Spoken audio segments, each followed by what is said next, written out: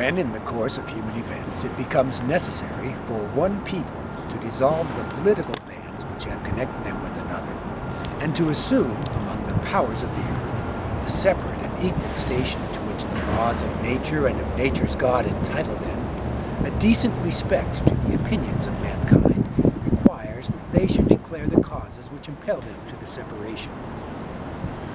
We hold these truths to be self-evident, that all men are created equal, that they are endowed by their Creator with certain unalienable rights, that among these are life, liberty, and the pursuit of happiness, that to secure these rights, governments are instituted among men, deriving their just powers from the consent of the governed,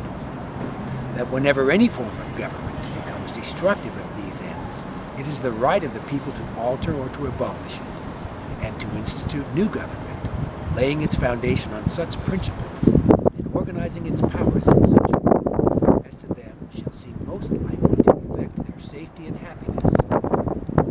Prudence indeed will dictate that governments long established should not be changed for light and transient causes, and accordingly all experience hath shewn that mankind are more disposed to suffer, while evils are suffered, than to right themselves by abolishing the forms to which they are accustomed. But when a long train of abuses and usurpations, pursuing invariably the same object, evinces a design to reduce them under absolute despotism, it is their right, it is their duty to throw off such government, and to provide new guards for their future security. Such has been the patient sufferance of these colonies, and such is now the necessity which constrains them to alter their former systems of government. The history of the present King of Great Britain is a history of repeated injuries and usurpations, all having in direct object the establishment of an absolute tyranny over these states. To prove this, let facts be submitted to a candid world. He has refused his assent to laws the most wholesome and necessary for the public good. He has forbidden his governors to pass laws of immediate and pressing importance, unless suspended in their operation till his assent should be obtained. And when so suspended, he has utterly neglected to attend to them. He has refused to pass other laws for the accommodation of large districts of people, unless those people would relinquish the right of representation in the legislature, a right inestimable to them, and formidable to tyrants only. He has called together legislative bodies at places unusual, uncomfortable, and distant from the depository of their public records, for the sole purpose of fatiguing them into compliance with his measures. He has dissolved representative houses repeatedly for opposing with manly firmness his invasions on the rights of the people. He has refused for a long time after such dissolutions to cause others to be elected, whereby the legislative powers, incapable of annihilation, have returned to the people at large for their exercise,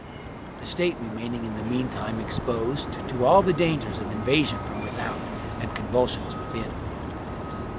He has endeavored to prevent the population of these states, for that purpose obstructing the laws for naturalization of foreigners, refusing to pass others to encourage their migrations hither, and raising the conditions of new appropriations of lands. He has obstructed the administration of justice by refusing his assent to laws for establishing judiciary powers. He has made judges dependent on his will alone for the tenure of their offices and the amount and payment of their salaries. He has erected a multitude of new offices and sent hither swarms of officers to harass our people and eat out their substance. He has kept among us in times of peace standing armies without the consent of our legislatures. He has affected to render the military independent of and superior to the civil power.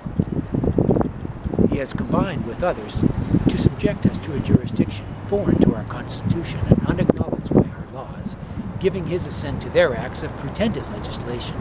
for quartering large bodies of armed troops among us, for protecting them by a mock trial, for any murders,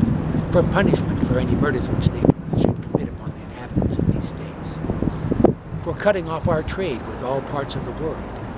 for imposing taxes on us without our consent. for depriving us in many cases of the benefits of trial by jury, for transporting us beyond seas to be tried for pretended offenses, for abolishing the free system of English laws in a neighboring province, establishing therein an arbitrary government and enlarging its boundaries, so as to render it at once an example and fit instrument for introducing the same absolute rule into these colonies, for taking away our charters, abolishing our most valuable laws,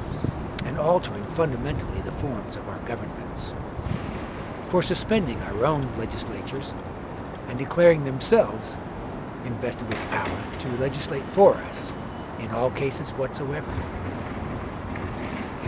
He has abdicated government here by declaring us out of his protection and waging war against us. He has plundered our seas, ravaged our coasts, burnt our taverns, and destroyed the lives of our people. He is at this time transporting large armies of foreign mercenaries to complete the works of death, desolation, and tyranny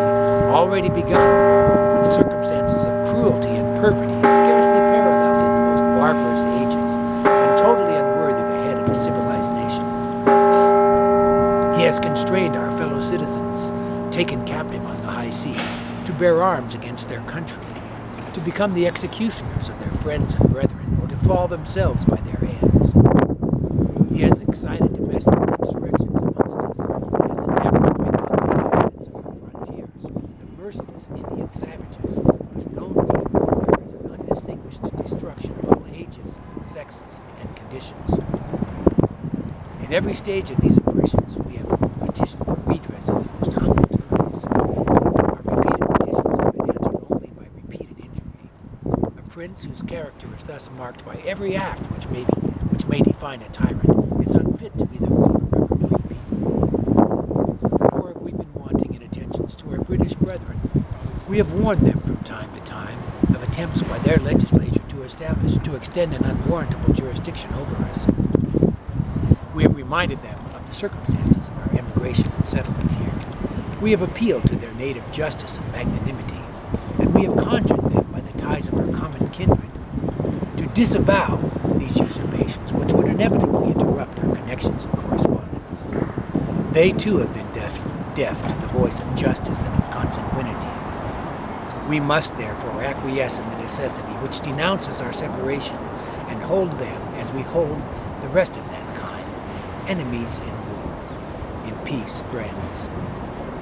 We therefore, the representatives of the United States of America, in General Congress assembled, appealing to the Supreme Judge of the world for the rectitude of our intentions,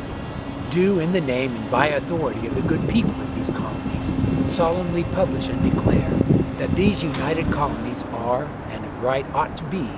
free and independent states, that they are absolved of all allegiance to the British Crown, and that all political connection between them and the state of Great Britain is and ought to be totally dissolved, and that as free and independent states they have full power to levy war, conclude peace, contract alliances, establish commerce, and to do all other acts and things which independent states may have right to. And for the support of this declaration, with a firm reliance on the protection of divine providence, we mutually pledge to each other our lives, our fortunes, and our sacred honor.